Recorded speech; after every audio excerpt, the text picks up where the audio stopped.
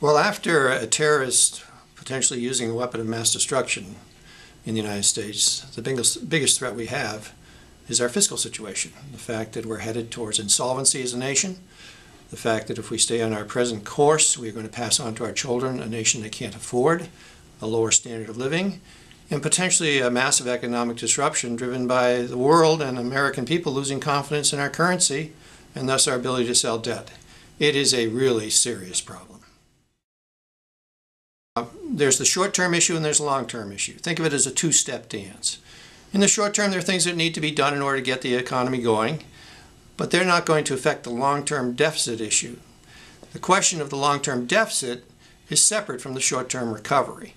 If we correct the long-term deficit, if we put in place proposals which will lead to a fiscally responsible nation, to one where we can afford the debt that we're running up, to one where our debt to GDP ratios fall below 60% over the next 10 years, then we'll actually help dramatically the short-term recovery because people will have confidence in our nation again. People will have confidence in our currency and they'll have confidence in our ability to finance our government.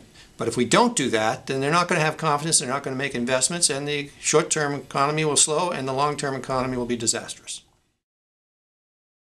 What they need to do is go beyond the initial charge, and they have the power to do this, and direct the Congress and the appropriate committees to take action in the area of entitlement reform and tax reform. And by doing that, they will start the ball rolling towards getting some long-term fiscal discipline into our system and getting us on the right path so that our kids can have a financially sound country. Well, without a go-big approach, the policy, the international markets and the American people aren't going to have any confidence in the future of this country from a fiscal standpoint. You have to show the markets and show the American people that we're willing to step up and correct what is a systemic problem, which is that we're spending a lot more than we're taking in, and as we move forward we're going to be spending a great deal more than we're taking in, and we can't sustain that. So any proposal the super committee comes up with has to have some specific proposals on how you deal with the long-term entitlement problem and how you reform tax laws. I think if this super committee came up with a big solution which put us on a path, or at least directed the key committees of Congress to put us on a path towards solving the long-term fiscal insolvency of this country, there would be a huge burst of enthusiasm and energy from the American people and the entrepreneurs in our culture that would cause a major economic expansion and create lots of jobs and make people feel good about the nation again. This is an opportunity. It's sort of a once-in-a-lifetime opportunity for the members of this super committee. I call it a Churchillian moment, where these folks can step up to the plate and do something really special that really improves our nation, and it's just sitting there for them to do it. It's a big charge, but it's something they can do. As Willie Sutton said, who used to rob banks, I rob banks because that's where the money is.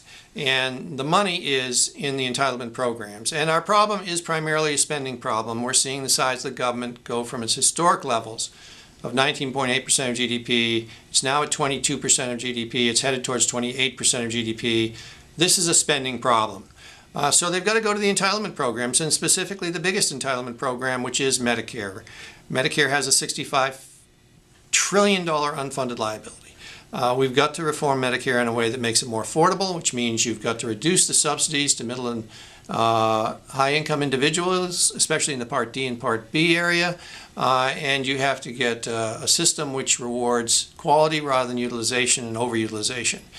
But those things should be done by the committees of jurisdiction. So I think that the way you handle this is that the super committee should create some sort of hybrid, what I would call reconciliation bill, which directs the committees of jurisdiction to take action to reach a target for the size of the government. Let's say the Simpson-Bowles Commission suggested the government should spend 21.5% of GDP.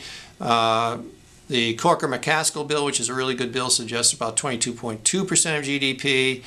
There should be a target set out, and then the committee should be directed, the committees of jurisdiction, to reach that target through adjusting the entitlement programs and through tax reform, a major tax reform bill along the lines of Rostenkowski-Reagan or Reagan-Rostenkowski in 1986. Social Security and Medicare are where the problems are, actually Medicaid too. I mean, what we've got here is a demographic shift of inordinate proportions. We've never seen this before in our nation. We're going from 35 million retired people to 70 million retired people as the baby boom generation retires. That means the generation which was hugely productive and which really drove the economic prosperity of this nation for 40 years is now no longer going to be pulling the wagon, they're going to be in the wagon. And we do not have an entitlement system that can afford that size of a generational demographic shift. When Social Security was originally conceived, there were about 15 people paying into it for every one person taking out. Today, there are about 2 people paying in for every one person taking out. It just doesn't work. The numbers do not work. And so we've got to, over time, this does not have to be done precipitously, but over time we have to adjust these programs so that they're affordable and so that they can manage to deliver services and good services while still being affordable for the next generation. It has to be done tomorrow, and it shouldn't be done tomorrow. And in fact, it should be phased in over a period of years, but the phase-in has to be clear, it has to be a clear path, and it has to be hard. In other words, it has to be enforceable, not hard in the difficulty, but hard enforcement standards.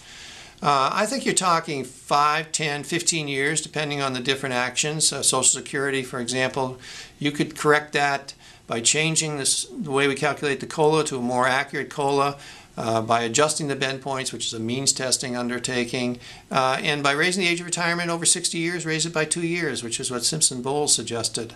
So that's a long lead-in time to correct that problem. The Simpson-Bowles Commission, which I had the good fortune to serve on, really set the table and put the food on the table. It set out some really good ideas for how you'd get $4 trillion of deficit reduction over a 10-year period. It didn't, as aggressively as it should have, address Medicare, which is where a lot of the savings need to be made, but that just shows there's more savings to be available beyond the $4 trillion. But if the super committee wishes, they can go to the Simpson-Bowles Commission and pick a lot of good ideas out of that commission to give them a lot of savings and to give them actually a very interesting tax reform proposal which essentially reduces top marginal rates down into the low 20s, which is a really good idea. You can't run this country into bankruptcy. It's people who are responsible for governing this nation have an obligation to pass on to the next generation a more prosperous and stronger nation. What we're going to end up passing on to our kids, however, is a less prosperous and less strong nation, and one where their standard of living goes down dramatically unless we do something about this debt. And that's not fair, it's not right, and it's a violation of your obligation as an elected official if it occurs.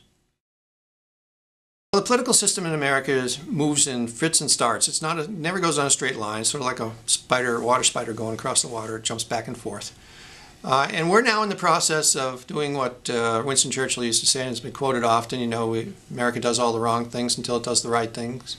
It'll figure out the right thing after it does all the wrong things. Well, we're working down the list of wrong things and knocking them off, and we're going to get to the right thing here pretty soon because it's either going to be forced on us by the market, or we're going to do it in an intelligent, thoughtful, and orderly way through groups like the Super Committee. The political system is being tested right now. It simply is being tested. We have to be willing to show that we can stand up, and it's going to have to be in a bipartisan way, and reach agreement on these very difficult public policy issues like entitlement reform and tax reform in a manner which leads this country out of what is clearly going to be a path to bankruptcy. If we don't do that, then we'll stay on this path and we'll have some sort of chaotic event, some sort of economic chaos will incur, which won't be fair to our people, and it will certainly be extremely hard on everyone.